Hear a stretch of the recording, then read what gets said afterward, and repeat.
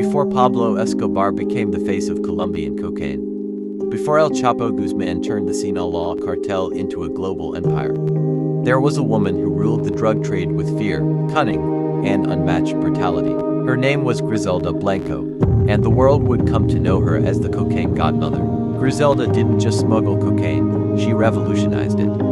She opened the pipelines that carried Colombian powder into the United States. She ordered hits in broad daylight, pioneered motorcycle drive-by killings, and flooded Miami with drugs and blood. But her empire wasn't built on money alone, it was built on terror. By the time she was done, hundreds were dead, Miami was drenched in blood, and the FBI and D were forced into the most violent drug war the US had ever seen. This is the rise and fall of Griselda Blanco, the Cocaine Godmother. Griselda Blanco was born in Cartagena, Colombia, in 1943, but she grew up in the crime-filled neighborhoods of Medellin. Poverty wasn't just a condition, it was a trap. From a young age, she learned that survival meant violence. By her teens, she was already feared.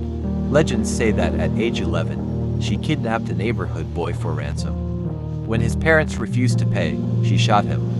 Whether fact or myth, the story followed her for life. In Medellin's underworld, she thrived.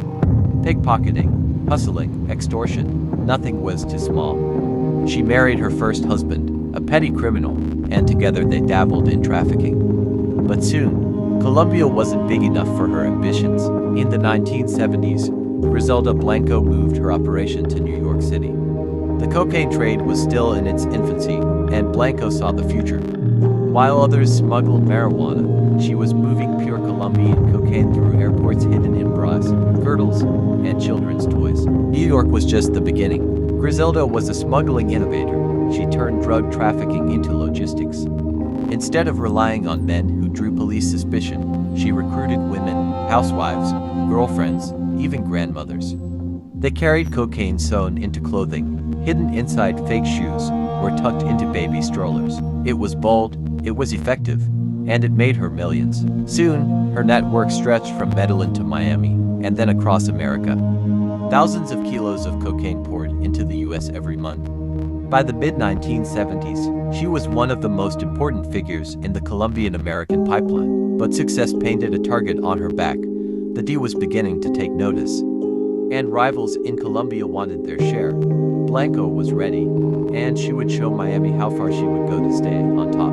Miami in the late 1970s and early 1980s was paradise on the surface, palm trees, beaches, and sunshine. But beneath the glamour, it was a war zone. This was the Cocaine Cowboys era, and Griselda Blanco was at its center. Her enforcers rode motorcycles through traffic, pulling up alongside rivals and spraying them with bullets. Her assassins struck in daylight, killing inside shopping malls and nightclubs. Blood ran across sidewalks and highways. Miami newspapers called it a reign of terror. The homicide rate exploded. Innocent bystanders were caught in the crossfire. Families locked their doors at night, terrified of a city that was being torn apart by cocaine wars. And at the top of this pyramid of fear sat a woman, cold, calculating, untouchable. Griselda's cruelty extended into her personal life. She had 3 husbands. All of them ended up dead. Many believed on her orders. To her, betrayal, even by family, was a death sentence. Her sons grew up inside the empire. They weren't shielded from it, they were groomed for it. Raised among drugs, money, and violence, they became soldiers in their mother's cocaine kingdom. But raising children in a world built on murder would come at a cost. As her empire expanded, Griselda's enemies multiplied. She trusted fewer people, even her own blood wasn't safe. By the early 1980s, Griselda Blanco was on top of the world. Her empire stretched across Colombia, Miami, New York, and Los Angeles. She moved thousands of kilos monthly. The money was staggering, hundreds of millions, perhaps billions. She bought mansions, yachts, and luxury cars.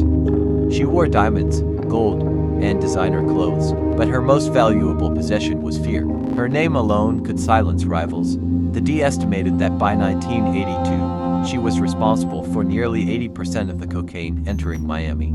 She was the queen of the trade, and for a moment, untouchable. But Miami was drowning in blood.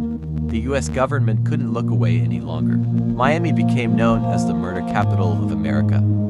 Television crews filmed shootouts, morgues overflowed, and politicians demanded action. The DEA and FBI launched massive operations targeting the cocaine underworld. Wiretaps, raids, undercover stings, the net began to close around the Cocaine Godmother. In 1985, Griselda Blanco was arrested in California.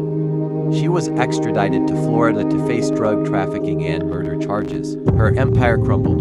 Rivals filled the vacuum. Her fortune slipped away. The godmother of cocaine was now a prisoner. Prison didn't silence her.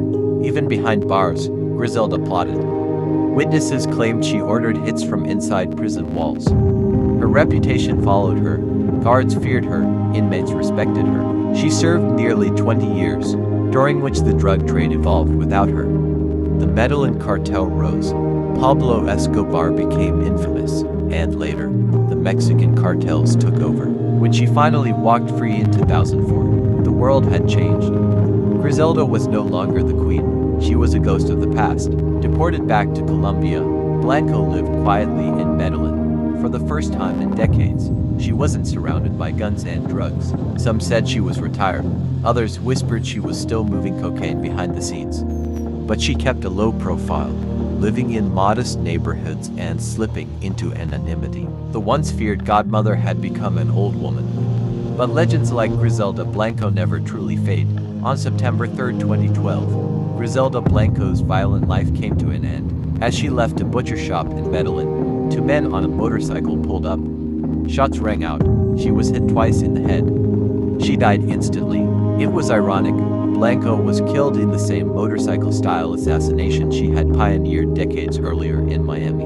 The Cocaine Godmother was dead. Griselda Blanco's legacy is one of blood, innovation, and infamy. She proved that a woman could rise to the highest level of organized crime. She showed how cocaine could dominate entire cities. And she left behind scars that Miami, Colombia, and the United States still carry today. Her empire collapsed, but her legend lives on. In documentaries, in books, in films, and in whispered stories of the Cocaine Cowboys era, Griselda Blanco, the Cocaine Godmother, changed the drug war forever.